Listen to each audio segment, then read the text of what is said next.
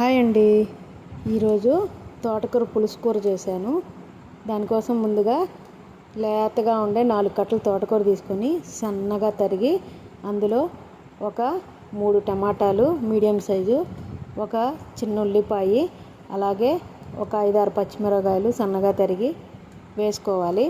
అందులోనే తెల్లుల్లిపాయలు, జీలకర్ర, పసుపు, కొంచెం చింతపండు వేసి వాటర్ పోసి కుక్కర్లో పెట్టి ఒక 5-6 విజిల్స్ రానిచ్చి ఆ తర్వాత ఆవిరంతా దిగాక బాగా ఆ తోటకూరని పప్పుకుత్తితో మెత్తగా వెనిపి పక్కన పెట్టుకోవాలి.